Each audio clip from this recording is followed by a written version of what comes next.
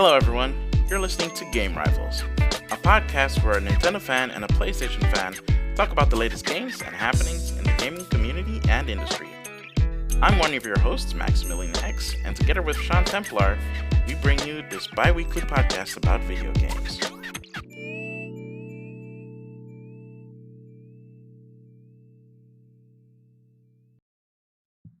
Alrighty, welcome back everybody to a new episode of Game Rivals. I'm here with my trusty buddy, co-host, friend, whatever I want to call him today, Maximilian X. How are you doing, my friend? I'm good, SeanTemplar. How are you doing? I'm really good. Even though it's really shitty weather and still cold, just trying to make the best of it, you know? Yeah, I hear that. Yeah. So, it's been quite a whirlwind week, man, for gaming news. Yeah, lots of Sony related stuff, but still, some sad news in there. But yeah, stuff happens. We gotta deal with the punches, right? I was about to say that, yeah. Yeah. Shall I kick off the news? Yeah, sure. Go ahead, man. So you might have heard of a certain person called Sean Layden. He's decided to leave Sony, unfortunately. What's with the weird German accent, bro? I have no idea. It suddenly came out of the blue. Maybe I should do the whole Yeah. episode like that. Maximilian, yeah, we can do this like so, the whole episode. Oh boy, we don't want to anger our German listeners, man. Do we have It's gonna- German listeners? I don't know, but if we have German listeners in the future, I'd rather not them be pissed off at us. Oh, they could consider as me leveling with them. I don't know. Anyways, so Sean Layden, Sean Layden, president of Worldwide Studios, has decided to leave Sony after almost 30 years of working at the company. Yeah, he started in 1987. Yeah. But the funny thing is it came out of the blue. I think Sony tweeted it and didn't clarify anything so far about it. Which is the weirdest thing by far, by the way, because even with other high level departures from Sony before, Yeah. it is done in a very respectable way during like a press conference or at the very least a press release. Yep. But via Twitter is kind of weird and kind of out of left field, as if this was not something that they were expecting to announce. I don't know So they because did- the last thing he did, he was really instrumental in the Insomniac acquisition. I heard, but yeah, it's kind of strange that he just leaves uh, after that because that's pretty huge. Well, apparently that's not the only thing that's been going on there at Sony, man. There have apparently been quite some shakeups about specifically the PlayStation 5 launch, or at least the preparation towards it. I have missed that part. Maybe you can elaborate. Okay, so this came after this news broke after the whole announcement of Sean Layden leaving Sony, and most people thought, well, okay, he's been with the company for 30 years, at 30 plus years, and just because he was Worldwide Studios head for 5, people thought, oh, he hasn't been with the company for long. He's been there a long time. You could almost call him a lifer at this point. So the fact that he wants to retire, he's also in his 60s, sounds like it makes sense, but apparently there have been internal shakeups when it comes to the PlayStation 5 launch. So that might actually have something to do with it. Even people internally working on PlayStation 5 titles at PlayStation themselves don't have the full picture as to what the PlayStation 5 is end up going to be. And this past week, there was an anonymous tip coming from a third party that they weren't getting a lot of information about what the PlayStation 5 is going to be either. Uh-oh. So I'm not really sure what's happening at the PlayStation division at Sony, but the fact that Sean Layden decided to leave like this and they decided to announce it through Twitter, taking all of those things into account, it kind of starts to shape an image that either maybe they're trying to rush the PlayStation 5 or they are really trying to hunker down on keeping secrecy with this project. I think it's I a mean, second because when they yeah, but But to do that even towards your own internal teams? Yeah, I don't know about that part, but I can remember like when they did the PS4, they kind of started quickly after the PS3 came out with concepting and talking to developers. And even when they brought out the 4, quickly thereafter, they started talking to developers again for ideas for the Pro. But can't imagine Sony saying maybe a year or two ago saying, okay, maybe it's time to work on a PS5. I think work on the PS5 started maybe shortly after either the 4 came out or the Pro came out. Maybe they thought, okay, what is a killer feature we can put into a 5, and what is maybe a middle way feature we can put to the Pro, or maybe the technology they wanted wasn't ready, such as ray tracing, because this upcoming next gen is all about ray tracing apparently. Yeah, but even yeah, but even then, I mean, the fact that they also haven't really consulted third parties as to what they want in the system from the system. I I mean, can't it's imagine them not doing that. I mean, I think they learned from their last mistake with the PS3, and I think the last thing they want on their hands is to be this arrogant company again, because basically Sony makes a lot of money from PlayStation, so they can't afford to be that same Sony they were during the PS3 era, because yeah, then people will quickly shy away. well, maybe, but you have to understand that the PlayStation division is still beholden to the parent company, and the parent company is still run by a bunch of suits that don't get it. So if the order is coming from higher up for them to be more secretive and not talk about it and not share as many details with developers, both internal and external. Yeah, I know I that don't know, man. It could cause for some frictions, bro. there's some speculation that they're going to do a February event again and that they're going to announce the PlayStation there. I think it's really plausible, seeing as they want to be out next year in the holiday season. We'll just have to wait for that. I mean, until that time, a lot of stuff is just speculation. And the funny thing is a lot of developers have started to talk about the PlayStation, and I see weekly, I see news articles popping around the SSD. That's going to be a huge game changer. I see stuff around Zen 2 maybe or ray tracing, but nothing in there saying really. It's more like it looks like developers are speculating, or developers are spreading the word they heard from someone else, saying, yeah, that SSD is really a game changer when it comes to the game development. It's going to really enable us to make open world games even better. And like, yeah, but that's not the only thing that's going to make your game better. And the last few weeks, every week I've seen an article, and it's a lot of independent, unknown developers to me, because I haven't heard a third party, high profile developer saying, oh, yeah, that SSD is going to be amazing, or that Zen 2 or whatever it's in is going to be amazing. But a lot of these smaller developers are chattering, kind of like they hear stuff from other people and then spread the word around it. Yeah, but okay. So I'm saying yeah, but a lot. But here's the thing. So don't you think it's odd though that a lot of developers are anonymous or not are coming forward and talking about this kind of information? I don't remember them doing stuff like that during the PlayStation 4. Yeah, but the PS4 was different because they came out with the PS4. They came out with the PS4 out of the blue. Because I remember leading up to that event they had planned, nothing around PS4 was known at the time. Not even speculation. It was kind of like a bomb they dropped. They dropped it, and suddenly everybody was talking about it. Whereas now they did the Wired article. Say they said they're working on PS5. They started talking about PS5 way earlier than normal, and they gave away some key features. So now a lot of people are either speculating or are spreading the word around what they kind of know or hear from friends or colleagues. But I think, well, as long as we haven't had an event, nothing is set in stone. I mean, I firmly believe it's going to be amazing from a technology point of view. My only concern is pricing.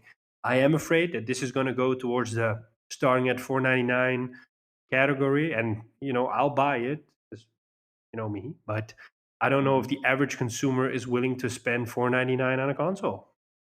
Yeah, that's true.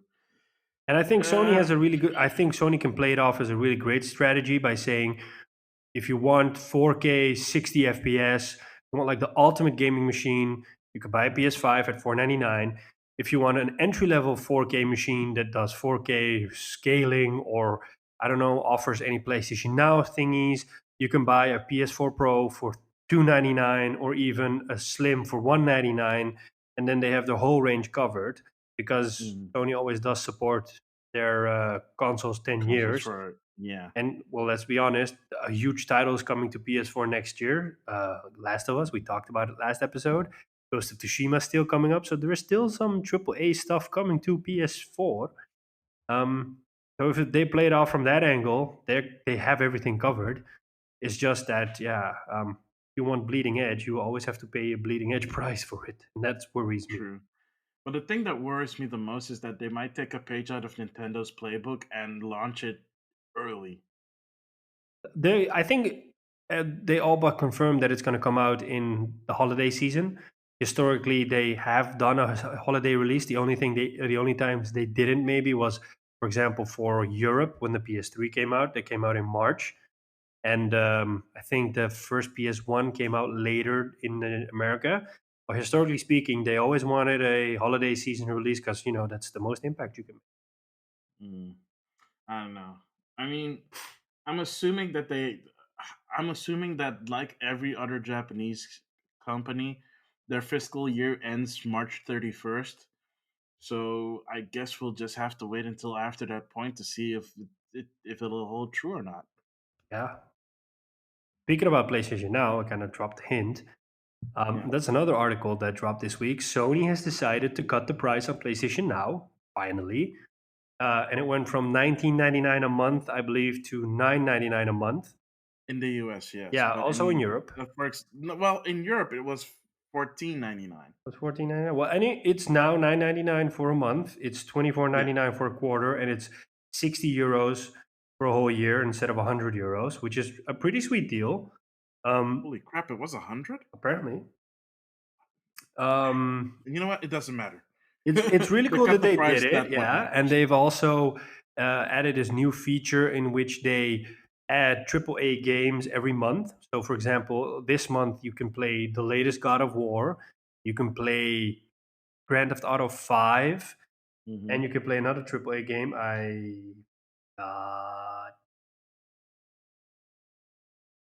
Uh, it was a big game. Just quickly look that up. Horizon Zero Dawn. No. But the thing is that titles rotate in PlayStation Now as well. Yeah, so there's this These big titles. fixed library of around 700 plus games. Hmm. Um, the games are, by the way, it's Infamous, Second Son, Uncharted 4, and Right, that Grand Theft was the other Auto, one. and also God of Yeah. War. Um, so they have this library of 700 plus games, and that's PS4, PS3, PS2 in there. And Hmm. then they have, I believe, 400 plus PS4 games that you can play on it and also download to your console if you want to, which is a nice feature. Hmm. You can also play it on a PC or a Mac through an app, which is also really nice. I hope they kind of focus on mobile devices as well, because we can see that with Stadia and xCloud kind of pushing in that direction, that this is in, oh God, you just made an X mark. X marks the spot. Anyways, I hope they also do a mobile push, because I saw that on the later mobile tablets and stuff like that, PlayStation controllers are supported. So that would be a Hmm. really smart move if Sony played into that market. I know that I would love it to play it on my tablet. Um, and yeah, the funny thing is, Shuhei Yoshida came out on Twitter and said that even he has now opted in for PlayStation Now because of the price drop. It kind of scared me because I thought, well, if you work at PlayStation, don't you just get PlayStation Now?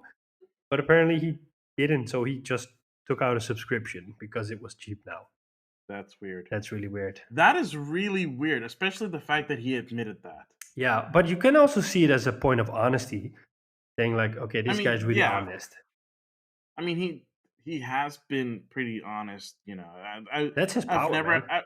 I've never had a moment where Yoshida-san was saying something or doing something that made me go like, "Ah, this guy is ingenuous." He's very genuous, and He's kind of like an extra customer support representative. He always says that at events, that because he reaches out to people, reach out to him, and he talks to them back. He says, "Oh yeah, I'm the president or the head of Worldwide Studios, but I'm also part time a customer support representative on Twitter." He always jokes about that. That's really funny. And that guy is hardcore. I mean, I think it was Bloodborne. He has a platinum Mm. trophy for Bloodborne. That dude is so hardcore. I mean, there aren't that much executives out there that actually play a lot of games and have time for. Yeah, including on his competitor systems. Yeah. Well, it's kind of hard to not be. I mean, I would want to know what the competition is doing. Yeah, true, but he does it because he loves the games on it. Yeah, he has a Switch as well, I believe. Hmm. Yeah, so PlayStation Now, and then we kind of got a shadow announcement around Red Dead Redemption 2, which is finally coming to PC for Coming to those people PC, that haven't played it on November but 5th. with a lot of A caveats. lot of A caveats, lot of yeah. caveats. Apparently, Rockstar launched their own game launcher 2 or 3 weeks ago, so it will be first available there. I think it will also be available on the Epic Game Store. Oh Get boy. this, it will be available on Steam in December. So it will be available on a host of other platforms, and the last platform it will come to will be Steam in You December. forgot one. Which one is that? It's also going to be available on Stadia at launch. Oh, is it available on Stadia at launch? I thought it was going to come to Stadia later. No, no, it's coming to Stadia's launch Wow. Okay. because we still don't have a launch date for Stadia. So, It's around, yeah, assuming that that's November's around the before corner. this, assuming that that is before December, yeah, Steam You would know be what the I'm last really thing to get interested it. in, and maybe our audience should let us know if that's something we should do. Because I'm thinking, I really want to do a comparison for Stadia, kind of like what is it running off of the cloud and what is it running locally. For example, I would want to know, okay, if I play Red Dead Redemption in Ultra on my PC, I probably won't be able to do that. And how would it look compared to running it in Stadia? Because Stadia is supposed to be this ultimate gaming experience. Kind of sucks we can't test that though. Yeah, but that's something I wouldn't want to test. So maybe if Stadia rolls out, we can maybe do a new segment in which we just compare these games, Yeah, but we won't be able to do that until next year. unless one of us is Remember? stupid enough to buy the Founders Edition. Oh, wait, it's called the Premier Edition now. Oh, heck no. Yeah. Heck no. That is a jip. Don't buy that one, people. If you see that one, do not buy it. Wait until next You year. know what's Be funny? Every patient. time we talk about Stadia, we end up bashing it. Come on, No, man. but It's I just like besides the first episode we did around in which I was super enthusiastic and you were skeptical.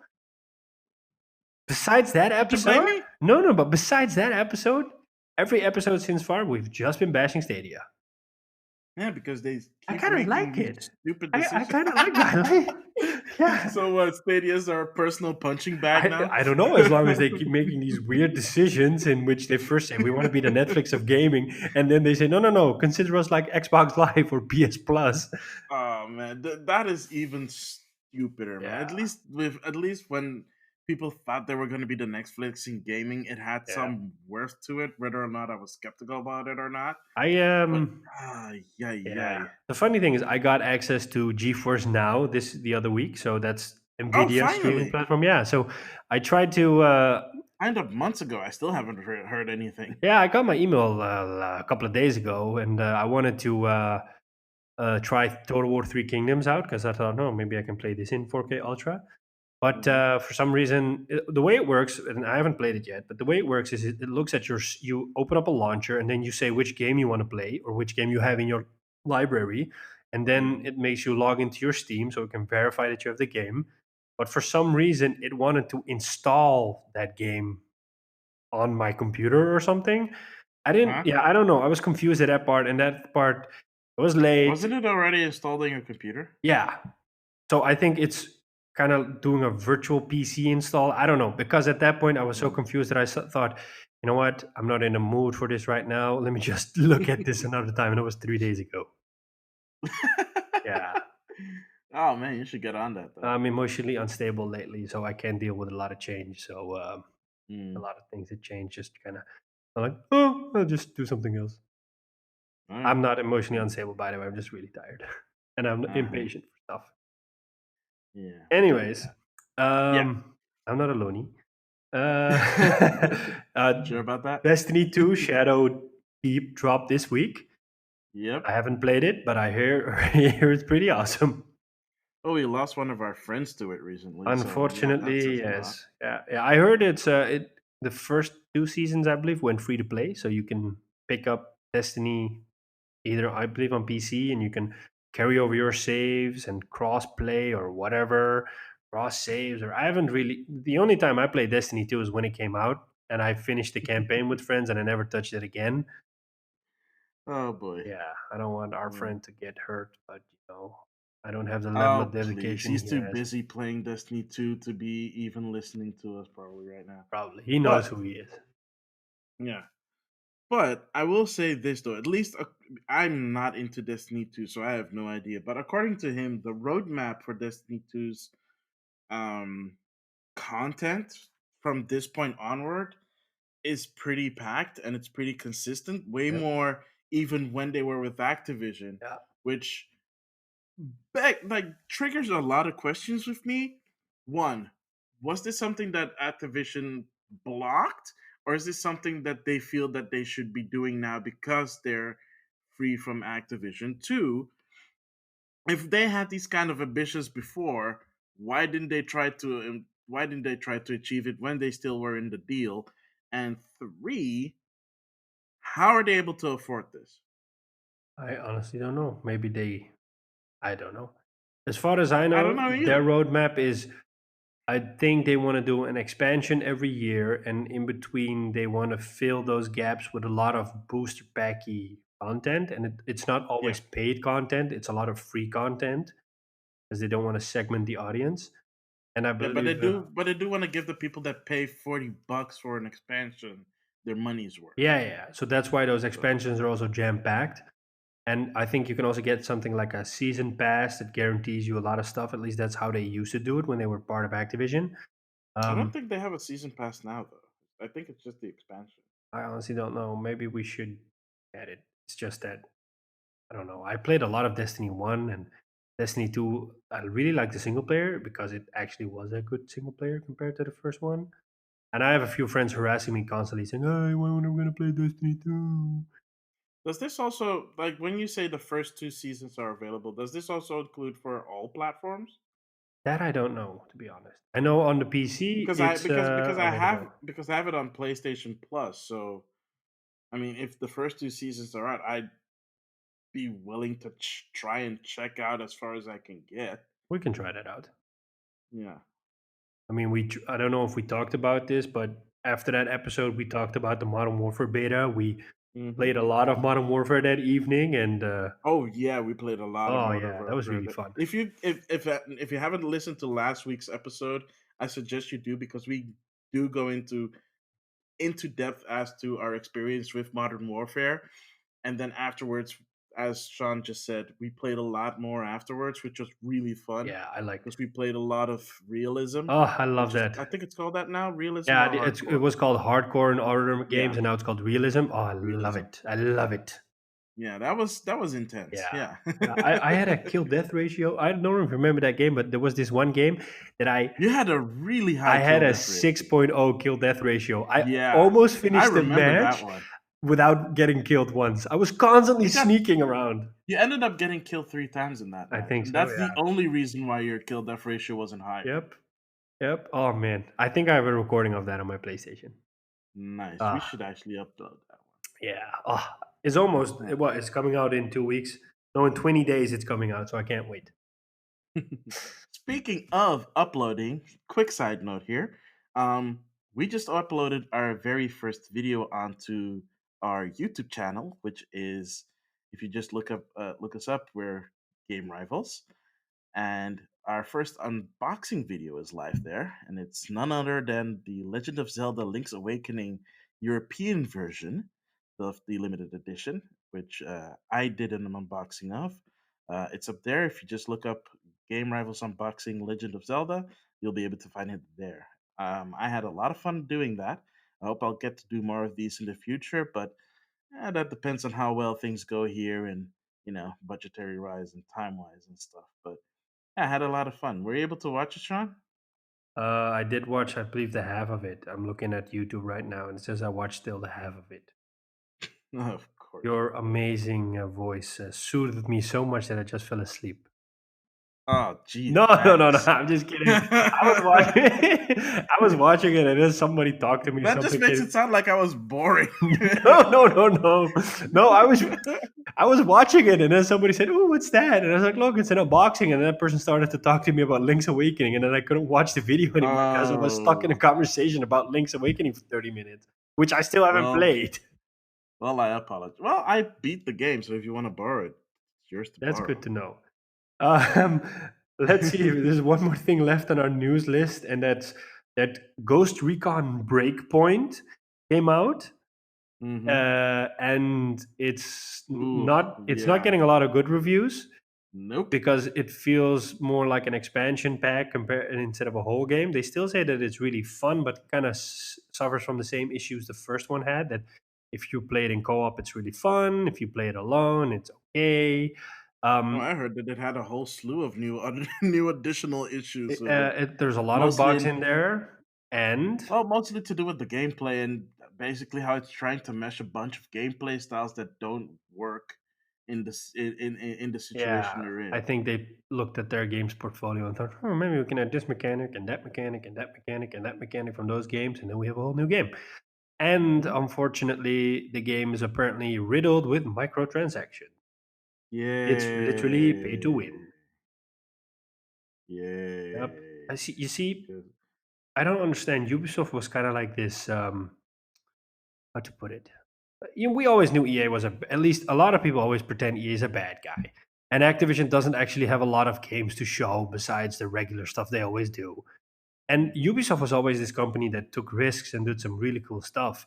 But lately, it almost looks like the only thing they're thinking about is the money. It's almost like Yves Guillemot is constantly sitting behind his chair, screaming at all his employees, "Show me the money!" And then they come up with stuff like microtransactions. But here's the thing: it's not all the projects that are like that with No, Ubisoft. at least I Which don't is the hope so. weirdest thing. I mean, they took a huge risk with Starlink Battle for Atlas. Yeah. That was a huge risk, especially since it came out at the tail end of the whole Toys to Life fad. Maybe they need to So make back the money they blew on that game by putting microtransactions in all their games. But the funny thing is, maybe, The I don't Division, for know. example, is not riddled with microtransactions. Thank you. See what I mean Yeah, with that's like why it's a that strange doesn't have move. it. Last time I checked, For Honor the doesn't have new it. no, it doesn't have Um, it either. the Rainbow Um, Six Siege doesn't have it. They just do a season pass every year, which is super yeah. successful. So what gives? I don't know. Well, there's another game coming out after this called Watch Dogs 3. If that game's riddled with microtransactions. Honestly, if that one is riddled with microtransactions, I don't even know where they get the gall to pull that off. Yeah, Because especially considering how the game is supposed to work, yeah. Maybe you it'll know, if give you lives, and if you die, then you have to buy a new life or something. nah, man, don't just bait people, man. That's just Yeah, low. but for example, a lot of countries are cracking down on things like loot boxes and possibly microtransactions. So it's not like it's a super safe and secure payment method for you as a company because, certain countries don't like it. I believe here in the Netherlands, it's Yeah, I considered mean, gambling, loot well, boxes. it's illegal here and in Belgium, Yeah, so that's why a lot of mobile games have stopped functioning here, and a lot of games that do have loot boxes have to take them out. yeah. Yeah, so anyways, apparently the game is riddled with bugs and microtransactions. I saw a preliminary review on IGN, and they said if we were to rate it right now, it would be a 7. Whereas I think Really? UB was aiming at a 9, or at least hoping that it would get a 9. Um, I played the alpha, which was in an early state. I couldn't say a lot about it because I was under an NDA, but I played it with a buddy of mine, and we both had the same feeling, saying, "Hey, this feels a lot like Wildlands. It's just a little bit prettier, or it's just a little bit more has a bit more extra mechanics, but it didn't feel like a whole different game." Whereas, for example, with the Division Two, we had this, "Oh my God, we really want to play this. When is this coming out?" For Yeah. so that's a shame because Ghost Recon.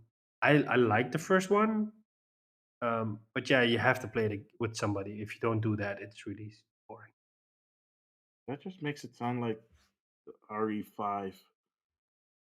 Yeah. Well, I played RE5, RE5 but had RE5 had a similar problem, but the only reason why you wanted to play with a friend is because the AI was just stupid. I played it alone. I did finish it, but you know. I mean, you can play it alone as long as you don't give her ammo. Wow. Okay. Well, I know I don't have to be in a zombie apocalypse with you because you'll probably not give me ammo. I will give you ammo as long as you're, useful with it instead of emptying clips at a time. Dang, man. That Uh, AI. Ooh. uh, Anyway, there are a few little things that I want to hit up before we move on to the next segment. This past Friday, we had a 24-hour Pokemon stream um, on one of the Galarian regions. I forget the name real quickly. It's kind of not important. But basically, the whole premise was it's a scientific study of this region because there are unique Pokemon there. And after 24 hours, we only saw one new Pokemon, oh, what did they do in the which was stream? Because did they just play the game or? no, no, no. This was not a stream of the game itself. It was a region in the game, and they basically made an animated GIF where they played ambient noises for 24 hours, What? and once in a while something would happen, like you'd see a flickering of a light, rustling in the bushes, and sometimes you would see a Pokemon. Most of the time, it would be a Pokemon that we already knew existed, like for example Pikachu or Impidimp, or which, funnily enough, Impidimp is a new Pokemon, and we know it exists, but the Pokemon Company has not acknowledged it, and you can't find information on it on the Sword and Shield website, which is really weird. Okay. But yeah, so you see like all these Pokemon doing their things, and then once in a while you'd see like a flash of this weird Pokemon that hasn't been announced yet. But after a few of these things happening throughout the 24-hour thing, people already kind of figured out that it's probably a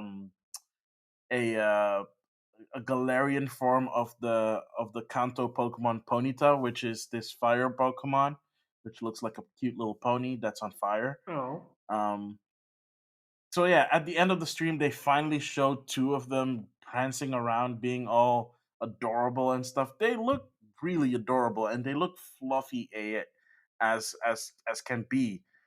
But 24 hours just for that, kind of not necessary for one Pokemon. So it's like, wow. I mean, it's a great marketing strategy, but there are people that were watching that stream for 19 hours and some even for the full 24. So I don't know, man. I don't know if that was worth it, man. I just watched like a the first 4 hours or so, and then the last hour I tried to grab some of it, and then I was like, you know what? Game Explain is doing this live stream. I can catch their repeat anyways, and they'll probably recap it anyway. So I ended up doing that instead. It's still not on the website yet, I think, but I'm pretty sure they're gonna update their website soon with Galarian Ponyta's information. I'm But curious to see what's gonna happen with this Pokemon because I know a lot of people have mixed feelings with Pokemon Let's Go. So I hope they bring it well, home with this it one. was mostly positive. Pokemon Let's Go. I mean, way more positive than I think most people were anticipating, considering that it was a remake. But it was a well-made remake, all things considered. Plus, they needed to do something like this so that the team gets a handle on how to make a game for a console instead of a handheld. And it is also obvious because the last time they had a new Pokemon game, they were really front loading the fans with a lot of information.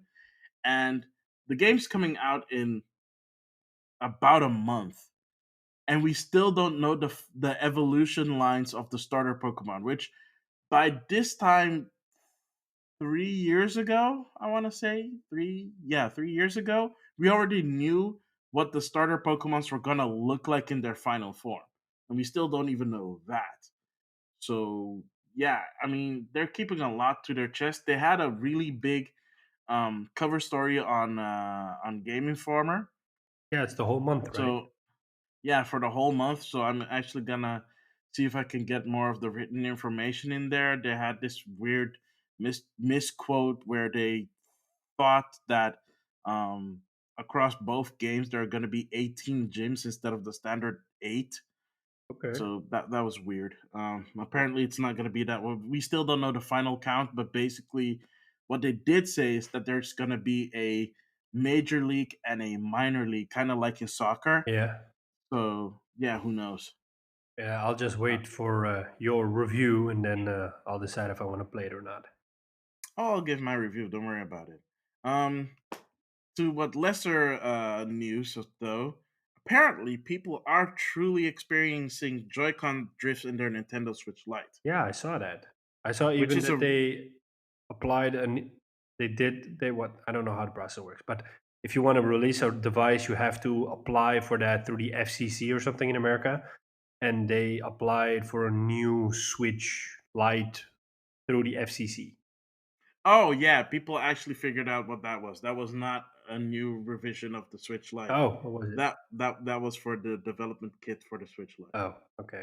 Because I thought, oh wait, maybe this is a sign that they're working on a revision for the Switch Lite. Now they did some sleuthing and they figured out that the product number is similar to other like test units Okay. for that.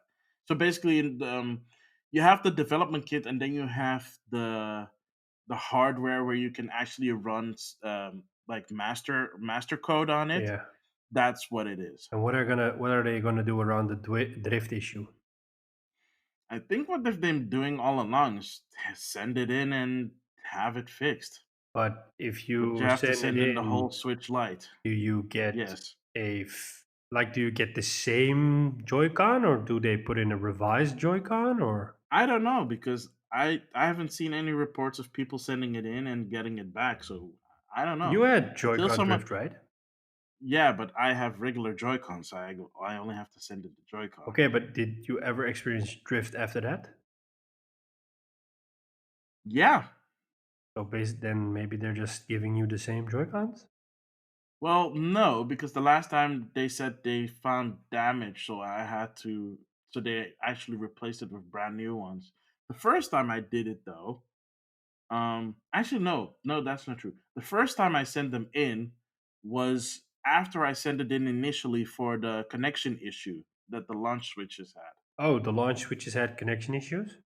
Yeah, with the Joy Cons. Apparently, it wasn't shielded properly, so they added like this shielding foam Oh, wow. to prevent that from happening. But after that, I did get drift issues, but that was like a year later. Hmm. Okay. So I yeah, the see. fact that people are experiencing it now is actually kind of a problem. Well, let's look at what it will bring and what the solutions will be because it's I mean, if you spend 229 on the Switch Lite, you don't expect that to happen, Yeah, especially if exactly, you get it under the Christmas tree or whatever. exactly. So let's hope they fix it or whatever it is that they're gonna do for the Switch Lite because that is not what people are paying for. Indeed. Yeah. All right. Shall we wrap this puppy up? Alrighty, stick around. We will be back with what we have been playing.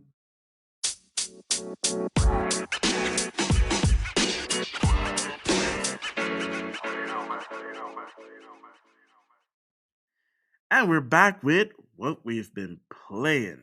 So, um, I'll just nip this one in the bud and talk about what I've been playing, if you don't mind, Sean Templar. The floor is yours. Cool. So, it's been a challenging couple of weeks since the last episode. I've been finishing games basically every couple of weeks now, with the exception of Astral Chain, which I still need to beat. I haven't played that one in a while because I've been busy focusing on Link's Awakening. Beat that on the day Dragon Quest XI S came out. So I had the day off. I had the day off before that. So I just powered through Link's Awakening. This is the first time I've actually beaten Link's Awakening. Never beat it on the Game Boy. Never beat it on the 3DS Virtual Console. So this was my first time experiencing the whole game from start to finish. And let me just say, Link's Awakening is pretty rad. How many hours did you take to finish? Mm, it doesn't really keep a count of the hours, I think, but if I had to venture a guess, I'd say maybe 24 hours or so. Yeah, because I spoke to someone at work and he said it's a game you can finish in 10 hours, and it's not a game that might be worth the 60 bucks for the 10 hours you get. True, it is a remake of a Game Boy game, so it is tailor made for mobile gaming, so for handheld gaming, so it is bite sized and easy. But the reason why the original game lasted as long as it did is because it is inherently slow by design. And by design, the remake makes a lot of quality of life changes. You don't shift when you move from screen to screen. The screens are base. The world is basically open in a sense where there are no. The only time when you have a loading segment, as it were, is when you're going into a house or a dungeon, or when Okay. you're using the warp. Other than that, the whole overworld is basically open for you to explore as long as you have the right tools to explore. And the dungeons are also relatively open. They're not as segmented as they used to be in the original game, because the original game, every segment was literally a square room. So Wow. you, in most cases, you lack that transition. In some cases, it still exists by design.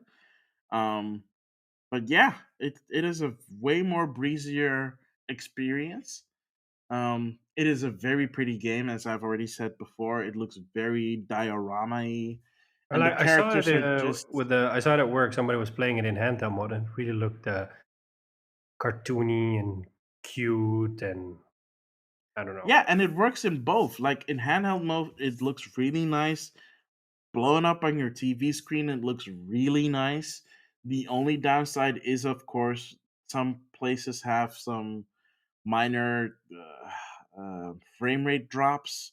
There's one particular area in the game that has it the worst, but most other places it's not that bad. I mean, it doesn't hamper the gameplay that much, and only in that one place early on is where you have the issue the most. Um, I did have to venture online for a couple of things because I got stuck, and I honestly wanted to finish the game so that I could play Dragon Quest 11. So I looked some at some places. I looked some stuff up, especially with the last dungeon. That was a bit of a challenge, um, because there was some really weird stuff, and I really couldn't figure it out. So I caved and just looked specifically those things up. And the final boss was also a bit of a challenge, but I didn't look that one up. And the ending is really bittersweet. Um, I'm not gonna spoil it for people that haven't played it yet, but let's just say um, you have to finish the game, and there's a reason why you have to finish the game. But finishing the game also means the end of a lot of things in the game. What? That sounds like a really cryptic message thingy. You have to finish the game because you have to finish the game. Ah, That's but that's why we play a game to finish the game. You know, yeah, it's like but I'm talking in terms of the story. Is that it the game forces you to complete your mission, but you kind of figure out a little about halfway through the game that if you do, something bad is going to happen, but at the same time you're kind of forced to do it, otherwise you won't be able to continue as Link. wow. So Okay, now I'm yeah. extra curious. Yeah, I mean, if you haven't played the game, I don't want to spoil it for people. Even though it's a 23 plus year game, Let me yeah. put it this way, because I actually honestly don't know, but because I've Hmm. never played a Zelda game besides Breath of the Wild. Hmm. Are the Zelda games in the whole franchise, are they connected in a way, or are all the games or some games like separate games in the same universe? Or is this a So, question I can't ask because there's no basic simple answer to it? I mean, I don't know, do you want the short version or the long Give me the short version, because otherwise we'd be talking for 3 hours. Okay, the short version is Nintendo didn't technically never acknowledged that there was a timeline until a couple of years ago when when they brought out the Hyrule Historia. Since then, the timeline has been revised at least two times. Once when Breath of the Wild came out, and once when Link's Awakening came out. So yeah, there is a timeline, but honestly, don't bring it up with, amongst hardcore fans. And the fact that we brought up even the timeline alone in this conversation will have people raging Hey, I about the don't know. time. I'm just asking because I'm curious. It's not I'm So I'm asking to sorry in piss people advance, off. people. Oh, oh, oh. Sean wanted to know. Sean Templar wanted to know. That's the only reason why I'm bringing it up. Well, So. cry me a river for being interested. Gee. Yeah. You know what? I'll So. not ask anything anymore. No, it's fine to ask. It's fine to ask. It's just um Zelda fans are kind of picky when it comes to the timeline. So yeah.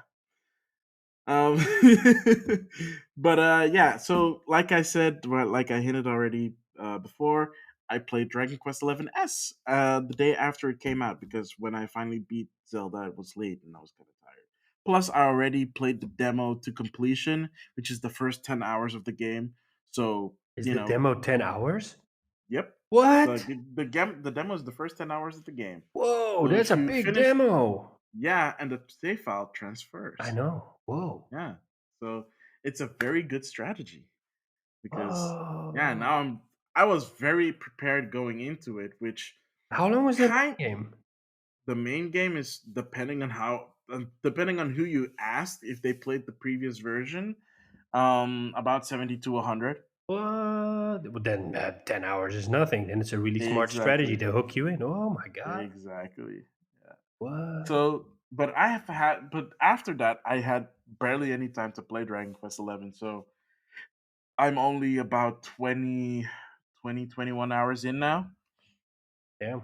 So I've played about 10, 11 hours in the past week or so, which is not a lot if you think about it. I've I've beaten a couple of bosses now. I'm already doing the next dungeon essentially and going to the next boss. Um, yeah, it's really interesting. It is really cool. Like from a JRPG perspective, Dragon Quest is the most vanilla that you can get. But even, I mean, I guess because it's the 30th anniversary of the franchise, they really pulled out all the stops, especially for this version of Dragon Quest 11. Because as I said before, you have the 2D mode, and I haven't switched to the 2D mode yet myself, but there is a part of the game that is specifically in 2D mode, and that was actually a lot of fun.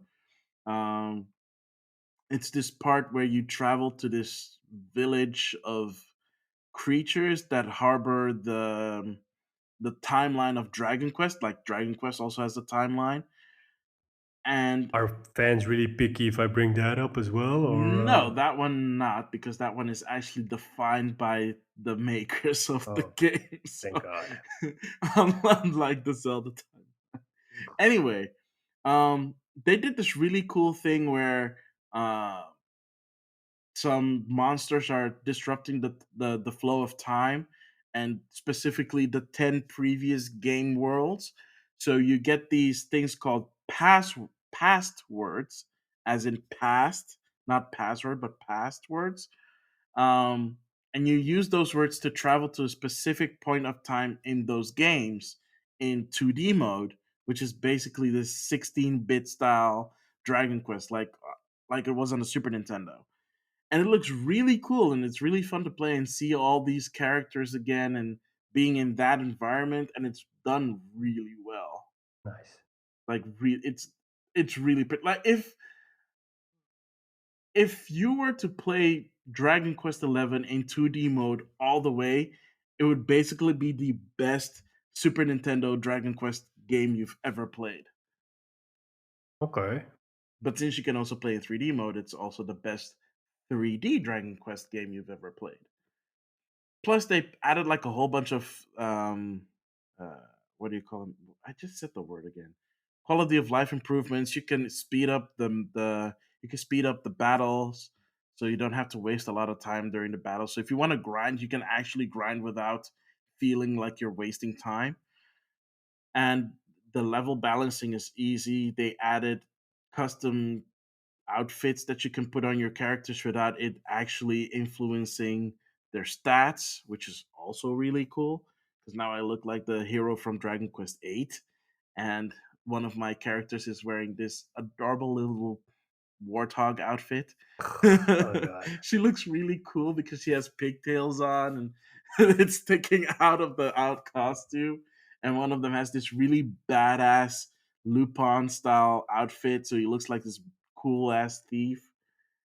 But yeah, it's a really cool game. I'm still only 20 plus hours into it. I'll keep you guys posted when I finally finish it. I'll give my final verdict on Dragon Quest 11. But suffice to say, I am really enjoying Dragon Quest 11. So I've been playing that, but I also got to start on another game in preparation of a game that we talked about last week, which is The Last of Us Remastered on PlayStation 4. Ironically enough, a couple of months ago, I actually bought a copy of The Last of Us Remastered before, we got the announcement that The Last of Us Remastered is coming to PlayStation Plus. But it doesn't matter because apparently The Last of Us Remastered doesn't have a really big install file. Lucky you.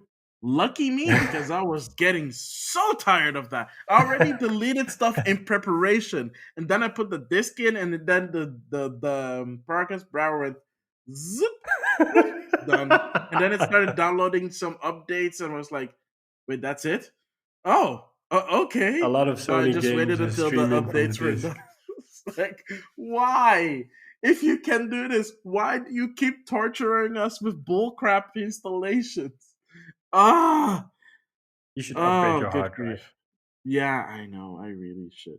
But I got in. I didn't play a lot though. I played about an hour and a half. Kind of a slow start, but really pretty. It's really Um, pretty. it runs at 60 frames per second, and it kind of took me aback a bit when I saw it. I think that on the PS3 it didn't run at 60. I think it's because of the PS4 that it can do it. Because it can I also run at think 4K in PS4 Pro. I think so too, and I think since the original game was not made for 60 frames, it feels a little bit too fluid. Yeah. I Yeah, played the original on the PS3 and then I bought it on PS4, but I've never actually finished it on PS4 because I thought, you know what, I've finished it on PS3, but now 2 is coming out. I'm thinking about playing it before it comes out. yeah. So I've already reached the point that Joel's introduced to See? Ellie, Mm. and they've had a little bit of talking time in between, but So now I awkward have to to have move this on. tension in the beginning. Yeah, but one, I kind of get where that is coming from because And the opening was really sad. That's why I love that game wow, because the it's just opening was really gosh darn depressing. yeah, I know, but that's what makes that game so amazing because it's honest and it's Because if you just really think about it, if for those who've played, The Last of Us, the introduction is where Joel's daughter dies because of the in his outbreak arms.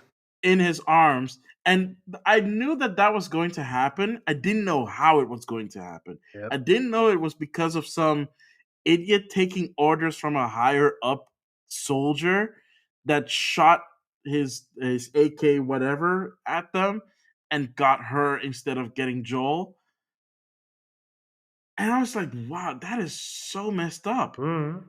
Because at the very least, if it was because she got get by what are they called in this? Liquors? You have different Mushroom kind of heads? I don't know. enemies, but one of them is a clicker, which is Yeah. a really scary one because Yeah. they move based on sound. Okay. Huh. Yeah. So I thought it was because of one of those things, but the fact that it was done because of, well, what would you call it? A human error? I Yeah, wouldn't even call it that. That was so sad. I know. So I get why he's that bitter old dude. Plus, also, I did not know it made a 20-year jump, by the way. Yeah. Uh, Oof! Trust me, Wow. this is one of the best games on the PS3, if not the best game on the PS3. And we had a lot of good games on the PS3. I mean, I love the Uncharted franchise. This was kind of like the last big game that kind of ended the PS3 era. I remember when it came out at the time, it got a lot of tens on the Hmm. reviews, and it's well worth that. And it even had packed in multiplayer, which was also really nice because generally Yeah. I don't play these games for the multiplayer, but even the multiplayer was fun. Yeah. I saw. Oh, this game has multiplayer. I don't know if it's actually Okay. working or not, but I remember that with I'm assuming that the remastered version is still working, not the PlayStation yeah, 3 version, though. the Last of Us 2, for example, is not It's getting not getting multiplayer multiplayer. initially, but they're gonna do a multiplayer spin-off, which is Mm, gonna come out at a later date because mm. they loved the factions mode and apparently the community was really supportive of that mode, so that they're gonna spin it off as a completely separate mode I or as a think game. they did. I think they did it because they ran out of time. I don't know, but hell, just give us The Last of Us 2. Yeah. All right. So, Sean, that's all I've been playing. What have you been playing? So I played some Battlefield 5 again. The Operation Underground map dropped this week for people that don't know. Operation Underground is a remake of Operation Metro from Battlefield 3. Hmm. It's basically the premise is that this huge bomb drops, I think, in the middle of Rotterdam, which opens up the subway station under the city. I don't know if Rotterdam had subway stations at that time, but anyways, um, I don't know either. yeah, you can go underground. You have this huge, massive layout, a lot of vertical combat. There are, I think, two modes: Conquest, which is basically capture three flags and hold them until the enemy's tickets are down, and there's this mode called Breakthrough, in which you have an area you need to defend and the other team needs to take that point over and then you get pushed back and then you transition into another part of the map, so the map gets chopped up into 4 or 5 sections. You constantly fight in one area until you either deplete the enemy's tickets or they take over the point or the sector as they call it. I really like this map. It's really fun. It's really close quarters combat. So I was constantly grabbing a SMG and spraying and praying and killing everybody with my SMG as a medic. I had these Hmm. instances and I just kamikaze style went at enemies and killed 5 or 6 enemies and I got shot down. I'm really getting that Battlefield 5 feeling back again, so I really like it. The the game from a technical point of view, in the first few matches, I was having issues with the frame rate, or it was stuttering, or connection issues. I don't know why. I played a few matches yesterday, which was totally fine. I'm just afraid that with Call of Duty around the corner, when that comes out, a lot of people are going to jump ship because Battlefield, it's almost out for a year and it's still not in a place in which it's a stable experience with a lot of incentive to come back. It's that I'm a diehard Battlefield fan and I love the combat and I love the feel of Battlefield, but I'm going to be honest with you, I am going to switch to Call of Duty if it comes out later this month, and Mm. I hope I'll be back when the Pacific comes out, but I honestly don't know because the way it's going right now, it's not doing it for me. Ooh, that is not good, especially coming from a diehard fan like you. Yeah. Hmm. Besides Battlefield, I also played the Dragon Quest 11 demo. Um, How far did you get? I How many think I'm hours? in 1 hour right now. Ooh, wow, that's nothing. Yeah, I just downloaded it on my Switch and I was playing it randomly, and I like it. It's just that when I looked up, I was thinking, okay, should I buy this game on the Switch or should I buy this game on the PS4? And Get it on the we Switch. had this conversation. On the PS4, it's 30 euros right now. On the Switch, it's 60 euros right now. And all Yeah, the but it's reasons you feature told me, complete. yeah, but I don't care about the 2D mode or the Japanese voice cast or the orchestra. It's 30 euros difference. Plus, it's prettier on the PlayStation. Eh. See, that's yeah. So I'm in a doubt right now. I like the game so far. It feels like those Final Fantasy RPGs to Yeah, me. but see, you don't see. That's the thing. You don't have the quality of life differences that I just talked about, though. I played the Switch version, so I Yeah. So you haven't fiddled with the quality of life stuff that is on the Switch version and only on the Switch version. Okay. You don't have to speed up. You don't have to sped up battles. You don't have the ability to run. You don't have the ability to call your horse whenever. Wow. And these are not features they can just patch into in the PS4 version. No, these are features they specifically made for the Switch version. So even though it came out a whole year later, they decided that this version was going to have all the quality of life stuff. I still don't understand why you cannot add these features to a. Oh, they probably could, but they decided not to because Square Enix, Japanese company, wants to make money, and if they did that, then you'd have people like you just picking up the PlayStation 4 version for cheap and getting the free updates. But I'd be a happy customer and I'd be willing to come back and buy Dragon Quest 12. Right now, I'm thinking, you know what? I'll just wait for you to finish the game and then I'll borrow it off your hands. Bum! I just saved myself 60 bucks or 30 bucks. Hooyah!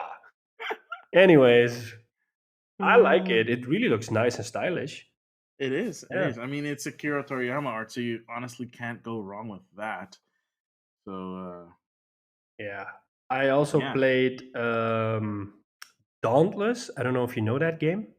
I know the game. I mean, when they first on little side note, when they first announced Dauntless coming to PC, it was around the time when people were like, everything must come to the Switch. So I actually sent them a tweet from, "Is this also coming to Switch? Because it looks really cool." And they replied, um, "Not at the moment, but never say never." Oh, that's nice.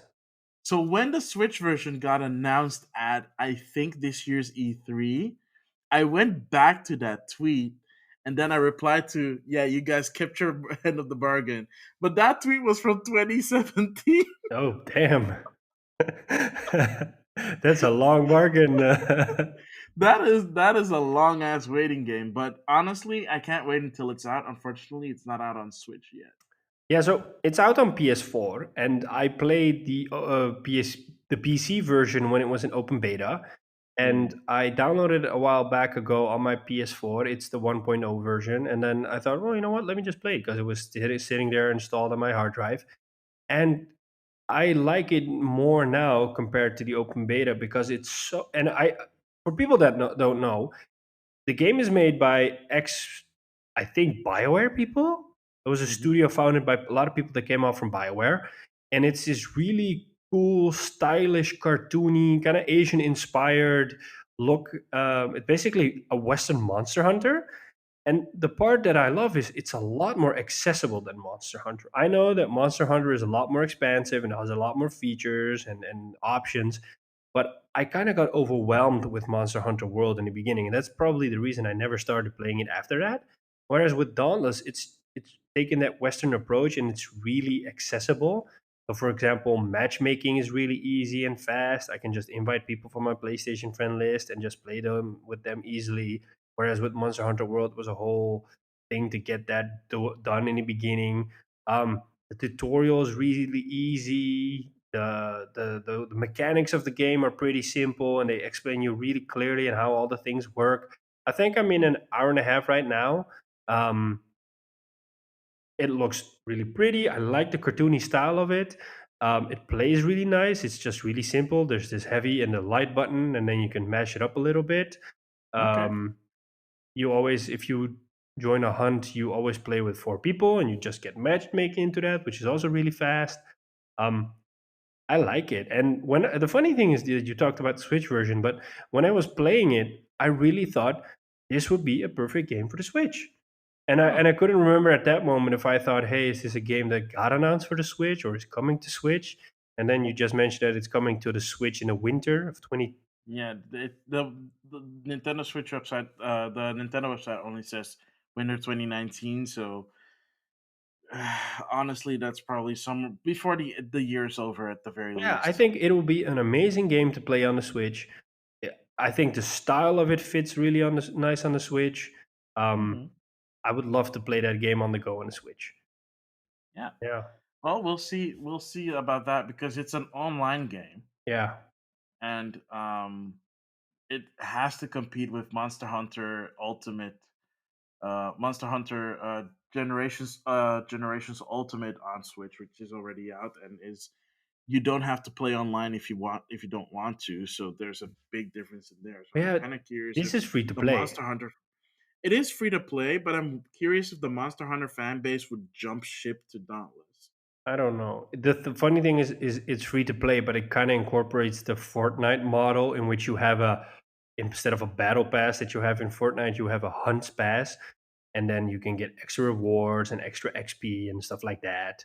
Yeah, I'm not a big I'm not a fan of fan, that. but the game is not harassing me constantly to buy the hunts pass. Whereas with Fortnite, I Okay, really that's good. feel like I have to have the battle pass, which I did buy once and never actually got the value out of it.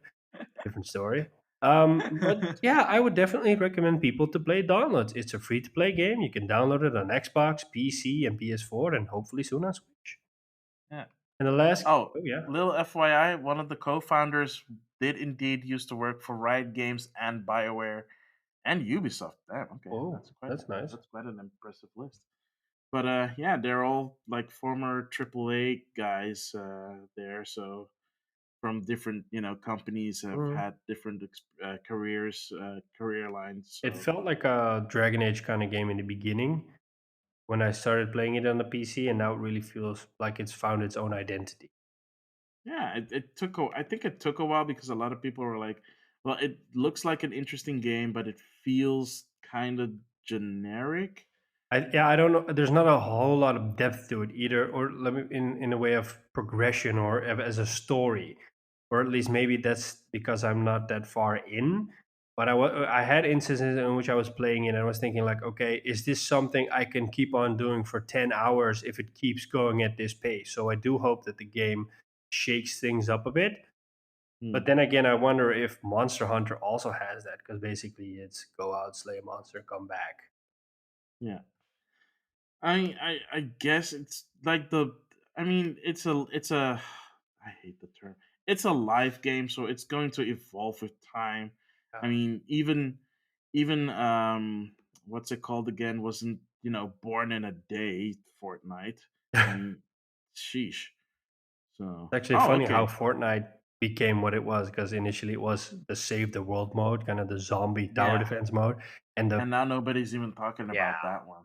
I Even though think you is still you have to still have pay to for pay it. for that. Whereas when they initially announced that, they said it's going to be free to play that mode, and that And mode was two and years that ago or mode is 3 not years even ago. available on mobile or on Switch. Yeah. So go figure that one And the out. funny thing is they constantly kept on saying, "Oh yeah, Save the World's gonna be free next year." And then the year came, and they say, "Yeah, it's gonna be free next year." And I believe that's 4 years ago or 3 years ago. Yeah. Okay. So all the founders came. The last job that they had was at Riot. Ah, okay, nice. Yeah. Like two of them were from BioWare before, and one of them was from some other game company. I forgot real quick, but yeah. Bottom line, they all came from Riot before that. So that also kind of makes sense as to what kind of game they would make. And the fact that it's also a free to play game, so and that it's a multiplayer game, it all adds up. Right out. I will definitely. The last game I played is I'm finally started Breath of the Wild again. Woo! Woo! But yeah, Yeah, man. the annoying part is Here, yeah. what? No, no, no. Just go Yeah, I ahead. told you Sorry. this before. So I had a Switch before, and when I Hmm. had the Switch, Switch Online didn't exist or whatever it's called. Hmm. So I was in the desert part, where you have to find the second Titan or Colossus or whatever it's called again. I was in that Yeah, desert part. For my feeling, I was pretty far in, and I never got to put that save somewhere because the save system of the Switch is so amazing that I can just bring my save anywhere. So yeah, now I have to start all over again because I sold my Switch, and now I'm in I'm literally at the part that I have to explore the first four shrines or something. yeah. So I'm on top of the snow mountain, and I'm at that shrine right now. Oh, okay, cool. Yeah. That was. Oh, whoops. Sorry about that. I forgot to Ding. turn on Do Not Disturb on my But Mac. again, still, I love the graphical style. It's really pretty, I and know, right? I love making food. When you just grab some food and throw it in a Yeah. bowl, and then the song you hear just makes me happy. Um, Have you combat. made dubious food already? Not yet. No, I No. did when I first played it, but that's one. It's those small things, and I think I mentioned this before. It's those small things that just add up that make this so amazing. Because when I was initially playing it months ago, with for example, how I discovered the food part, that I just randomly picked food and threw it in on the fire. I didn't know it was possible. So I thought, let me just try this out, and I just made some food, and that was so amazing. And I had the same thing with the tree. I saw a tree and thought, maybe I can climb this tree. Let me just see what I can do. And I just climb the tree. Or it was this, I needed to cross a gap and there were trees in front of it. And I had an axe and I thought, maybe I can chop up this tree and then just drop it and then use it as a bridge. And I could.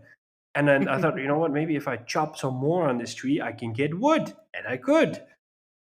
It's all those small little things that just That add add up. up that make Yeah. this game so amazing. And I'm really happy that I stepped into this game because I don't know if it was another Zelda game that if I would have played that, and I would have loved it as much as this. Because I don't honestly I don't think you would. no, I don't think so as well. And I'm Like really if happy that I stepped into like this one. especially if you played the last game that came before it, no, you would have hated it. The last game was Twilight Princess. Oh, Skyward Skyward Sword. Sword for the Wii. Yeah. It's not a it's not an inherently bad game, but it's a very handholdy game. Like the game holds your hand a lot. Okay. I mean, even the series producer acknowledges that yeah, they held the player's hand a bit too much, Maybe but they that was an wanted to over be accessible for a bigger audience. exactly they overcompensated with that, Yeah. which is something they did a lot in the Wii era for some reason, and I don't know why. But yeah, especially that game had a lot of hand holding, Hmm. I which really like it, people and were not happy I'm about. really looking forward to the sequel.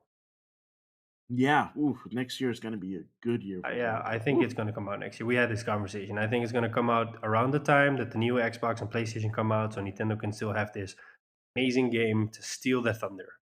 Oh, definitely, yes, Yeah, yeah, yeah. but yeah, basically, I'm still in the beginning area, and I don't know. Maybe it's lately that I've just a lot of stuff on my mind. I'm so busy with other stuff that every time I think, oh, let me just grab my Switch and I want to play something, I'm like, man, I'll just watch a series for now. I have to be in the mood to play it. But Yeah. once I'm in the mood, I play for a couple of hours. So Yeah, I get that. yeah, Yeah. I don't know what it is. Maybe it's the weather or something. Probably, man. I also feel more like I mean, I've been watching this show also again with a friend of mine that we postponed mostly because of stuff. But now we're back into it, and it's just fun watching that and just getting under the covers because it's a bit chilly. But yeah, but sometimes I do that and I grab my Switch and play some Dragon Quest 11 and just play the game and watch the cutscenes and play more of the game. The cutscenes are so fun. Like the thing that I didn't expect to enjoy more was the English It's dub. funny that you should mention it because I was about to say that. That's the only thing that's kind of cringy for me about Dragon Quest. That the voice acting is so varied that suddenly somebody's talking British, suddenly somebody's talking Scottish, Yeah, suddenly but somebody's see, but that's talking the thing. That is how American. Dragon Quest has always been written.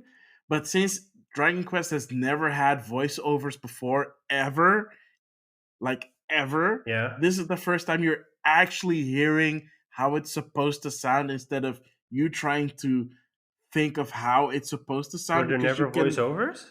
no, not even in the ones that were on console. Wow. Okay. Dragon Quest 8 did not have voiceovers. It was all text. Wow. And it's just so the fact that you can now actually hear what they're saying and how it's written, you're like, okay, yeah, now it makes sense to hear it that way. When I switched to Japanese, the Japanese voice acting is solid, but I still couldn't wrap my head around how it would sound if it was in English. So now I'm just playing it through in English. And the next time I play through it again, I'll play it through in Japanese. That's fine because at that point I've heard all the dialogue in English and it's so funny and it makes sense because that's what I've always figured um it would sound like if Dragon Quest would finally get voice acting in it. So I'm really happy I with have it. to get used It's to it. really cool. I mean, yeah, I'm pretty sure you have to get used to it, but I've been used to the writing of Dragon Quests since It's funny because Dragon Quest what's the Builders first is all Dragon Quest text I played? based. Yeah, I Yeah. know that's classic Dragon I don't know Quest. if Dragon Quest Builders 2 is text based, but this one is all It text is. based. Yeah, there's no voice Yeah, acting in I Dragon Quest miss that Builders. because when I read the lines, I'm like, oh god, this is cringe worthy. Imagine the characters talking, speaking actually. Oh no, you're the builder. You're so amazing. I'm like, oh. Yeah, but it's the accents that make it because you have all these different accents, and I wonder if it is I really wonder fun to if hear. that's how they think people in Europe talk, or they're like, oh yeah, we just grab all these random accents, and that's Oh probably no no how it no no is. no! Or It's there is method to the madness. It's because um what was it again? I think it had something to do with the fact that they always saw Dragon Quest, or at least the director of the series always saw Dragon Quest, especially the localized version of Dragon Quest, as um, something that exists in a Western world, and of course mostly British. So you have all these different British speaking mannerisms and accents in there. You know, Scottish, um, like plain old English and a little bit of Welsh here and there, stuff like that. So yeah, it's always been there in the localization. that's funny. Yeah, but yeah, that's Dragon Quest for you. Oh, wow.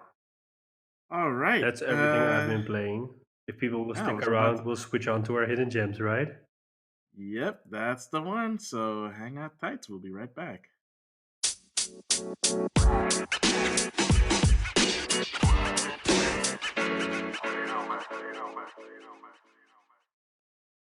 Alrighty, welcome back, everybody, to our hidden gem. Shall I go first, or do you want to go? Sure, dude. What do you want to talk about? I want to talk about a game called Overcooked. Ooh, I I've heard of that like game. that game. It is a So, good game. Overcooked is a game in which you are a chef and you work in a kitchen, and you get orders, and you need to prepare those orders as fast as you can and get them out of the door as fast as you can. It's the ultimate couch co-op party game there is, because how it works is you have this fixed camera view. You look at it from a kind of a top-down view, and the stages move as well. So the first stage is just basically a kitchen, and you have plates that you need to use to serve the food on, but you also need to wash the plates. You have to chop up the meat, or dice up for example, if you get an order for a hamburger, so you have to grab bread, you have to grab lettuce, but you have to dice it up. You have to grab tomatoes, and you have to dice that up as well. Then you have to dice up your meat and then put it in a frying pan and then fry it first, and then take it off of that, and then assemble it while under pressure for time. And that's, for example, the basic level. As you progress, the levels start adding twists, such as there's this one level on a pirate ship, and then I don't know how they came up with that idea, but because of the waves in the ocean, the level rocks. So then your working space shifts over. So one moment you're dicing up meat, and the other moment you have to put everything in a frying pan and assemble the meat while your team buddy has to dice it all up and give it to you. It's so fun and so hectic. The times that I have played it with friends, we started yelling at each other, screaming at each other, shouting, because it's so hectic, and that makes it funny. Like, I need meat, giving meat. Oh no, the food is on the stove too much, because actually stuff can catch fire, and then you have to put it out. And oh my god, it's such a hectic game, and especially when those levels shift, you have to respond to it quickly, because you can't be in your flow the whole time, because your flow gets changed up. Mm. The funny part is I only played the first one, but you can also share play it with somebody through PlayStation. So if you don't have the game, I can share play it, and we can virtually couch co-op, which works really, really well. I played a lot of matches that way with a friend of mine. I was at a friend of mine's a couple of weeks back, and his girlfriend and he were playing, and he started shouting at his girlfriend and yelling at his girlfriend, and she was freaking out. And eventually, he started for fun kicking her. He said, "You're too slow," and she started screaming at him. And I was in the middle thinking, "Oh my god! And what kind of situation did I end up?" But it's so much fun because it brings out the I wouldn't say the worst in somebody, but the Oh most no, it fanatic. definitely brings out the worst in I people. love it, and I know there's a sequel. I haven't played the sequel, but I have. if it's as fun as the first one, it's definitely a game that everybody should play. You've played the Ah, second one, right? yep, on Switch, together with my good buddy J-Prof. And we actually, since, this was back when the Nintendo Online app wasn't available yet, so we used, I think, Discord to do voice chat because they actually introduced online multiplayer to the second game. And they added a bunch of new mechanics. So one of the new and vital mechanics is that you now can throw your ingredients. Oh, that's nice. You So, couldn't do that one so in the first one. You could only dash, grab, yeah, and dice. yeah, you can dash, grab, dice, and throw.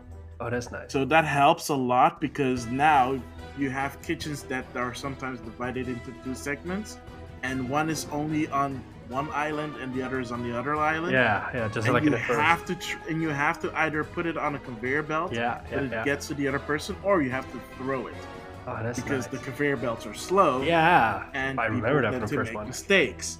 And even with throwing, people tend to make mistakes, and you want to yell at them, you want to slap them and tell them that they should stop cleaning the dang plates and dice the dang meat already. I That's what I love about this game. It brings out that fanatic side of people, and that's what makes it so fun. Oh no, it brings out the worst side of people, like you said before. Kind of like Monopoly. No, no, no, no, no. Monopoly is calculated. This is just chaos. Oh, I Pure love and the chaos. absolute I chaos. love that chaos. It's so nice. Yeah. But we can play games. Me and J Prof, we can play games and we're fine. Even multiplayer games, co-op games. But I think when we played Overcooked 2, I don't think we have been yelling at each other as much playing a video game as we did playing Overcooked 2. Oh Oh my. man, I think I'll buy the second one because it's just so much fun, you know. I was Yeah, at a birthday a while back, and people were playing it there, and I just thought this is the perfect game. there's a reason why it has the nickname of Friendship Ender because I am convinced that it could probably end a lot of friendships, or Nice. even if you're in a relationship, Oh my you god. might end up breaking up Or at because least you sleeping on the didn't drop couch the that letter. night if you say something stupid. Oh man, yeah, I'm pretty sure that a lot of people ended up sleeping on the couch. Yeah, it's just if you think about it, the concept is so simple, It is and so that's simple, what but makes it so amazing. I think. yeah, and it's so cute too. Yeah, Like you end up unlocking like different avatars. It could be like a cat or a dog or it's you even have a whatever. character in a wheelchair which can really dash fast in the Oh level. That's so yeah, cool. yeah. He's still in this. He's still in Overcooked 2, by the way. I would always make these jokes, and then when we would start the game, I would say, "Let's roll." And then for the guy, the friend of mine I was But playing the with, one was a in the crack up. wheelchair, that's really creepy because he has no legs. I haven't looked I mean, into okay, they detail at technically that don't. part, I but mean, technically they don't have legs, so they're just kind of floating to begin with, which makes it all the more weird that he's in a wheelchair. I think you're overthinking it right now. Please don't make this weird. I still want to play this game. The game is weird, man. Seriously. I love it. But in the second game, you're not feeding the masses. You end up trying to feed zombie bread. What? Yeah, it's the game gets really weird. I Oh, mean, you start off feeding the masses, but it's the backdrop of the story in quotes is that you're preparing yourself to cook for the living bread, and okay. yeah, they're very picky and very impatient. So you have to bring your skills up to a certain point. That's the whole point of the game. Yeah, Okay. those levels are really tough because those are essentially the boss battles. Yeah. So yeah, it gets really tough. Wow. Yeah, we got really close to the end, but at a certain point, we couldn't take the pressure anymore. We keep making mistakes, and we keep yelling at each other. So we're like, you know what? Uh, We'll come back to it. And it's been 2 years we haven't played the game since. I'm invited to a game night in a couple of weeks, and we wanted to play stuff like Cards Against Humanity or Monopoly or whatever. But I think I'm actually going to propose to play Overcooked that day. Yeah, I mean, buy it on Switch so you can bring it along and bring your dock and put it in there and everybody can play. Oh no, no, no! We do this the proper way. We play this on PlayStation. Mm-hmm. Sure, dude. Anyways, that's my hidden gem. What's yours? All right, so this is going to be a Game Rivals exclusive Oh god. because this is the first time I'm gonna talk about a JRPG on Xbox. Dum Nani? dum dum. Yeah, that's the biggest money you could probably get for that one because the game that I want to talk about is a Xbox 360 exclusive called Eternal Sonata. Um, if you've heard my if you heard the previous episode where I talk about Tales of Destiny, it's kind of like that in terms of the battle mechanics, but it's a 3D engine instead of a 2D engine. So it's this semi um, action 3D the 3D JRPG battle mechanic, but the battles are still randomized, but you can see the enemies in the overworld. But that is not the main hook of this game. Well, that is part of it because with any good JRPG, you have a good battle mechanic. But the other aspect of this game is its story, just like any other good JRPG. And this story revolves around the last days of Chopin, The the composer? composer. Yeah. What? How do they make a JRPG around that? Well, put Chopin in a coma in his last living days because Chopin died young, and have his mind, spirit, whatever you want to call it, being transported to another world where music reigns supreme and you use musical based weapons to defeat your foes. So for example, it's been a really long time. So for example, Chopin uses a dang, what does he use? I think he uses a baton to actually defeat enemies. One of them uses a, a sword like violin. The other one uses it's been so long. I'm really doing this That from sounds like a really violent game. well, I mean, it's a JRPG, so there's obviously going to be battles, and the battles are really interesting because it is, like I said, more action oriented, kind of like Tales of Destiny is. Um, Not made by the same people though. This one was made by the same people that made the Star Ocean games. So if you've played those, then you kind of can imagine what kind of gameplay you're in for. But it's a really pretty game, and like many of the other um, not successful attempts at getting the Japanese fans to buy an Xbox, this too kind of fell on deaf ears in Japan, and I don't think I think it got a PC port later, but yeah, it's basically kind of trapped on the Xbox 360. I remember that time that Microsoft was pushing a lot of Japanese developers to make Xbox games. I Yeah, think that's we why we got got stuff Lost like Odyssey from Odyssey it and Blue and Dragon. Blue Yeah, Dragon, yeah, but you kind of never heard anything from those games anymore. And we also got 99 Nights, kind of like a super high fidelity, what's it called, a Dynasty Warriors kind of game. exactly. Yeah.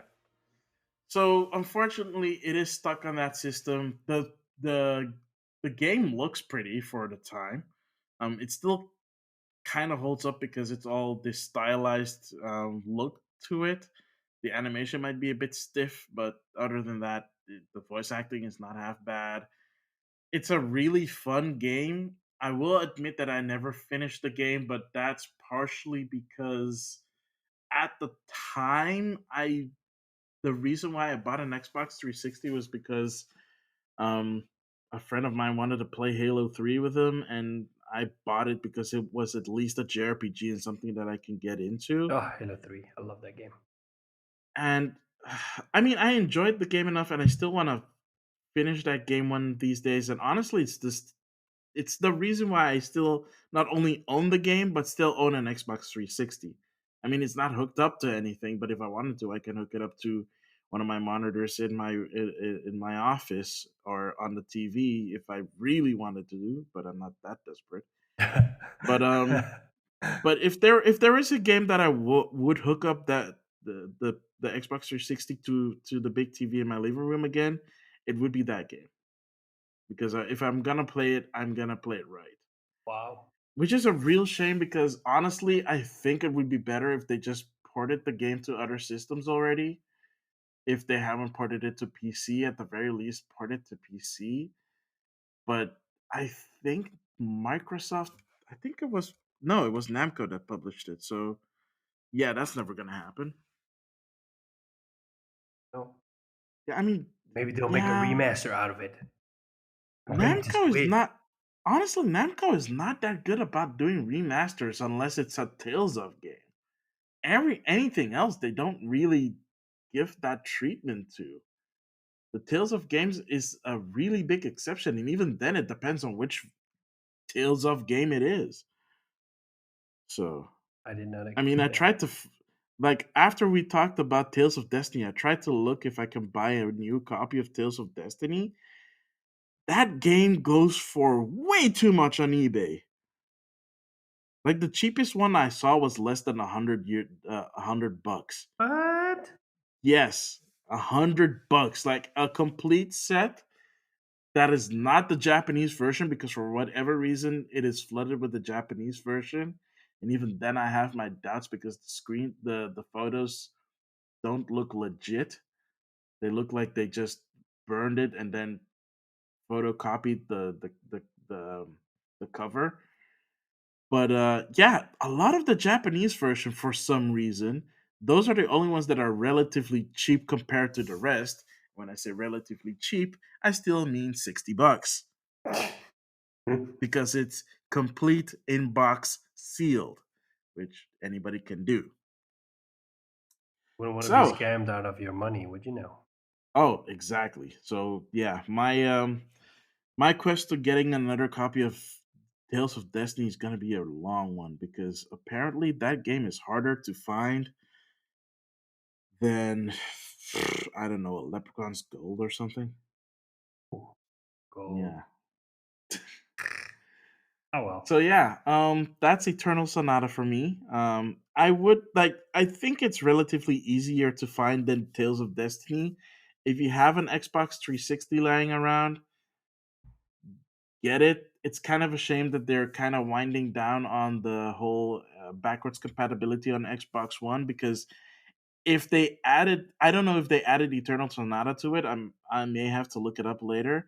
But if it is added to it, pick it up, play it on your Xbox One. If not, if you have an Xbox 360 lying around and you feel like playing a fun JRPG that is not Final Fantasy, um, a Tales of game, kinda, or any of the other main JRPG lines, then Eternal Sonata is a really nice distraction, especially because of the story.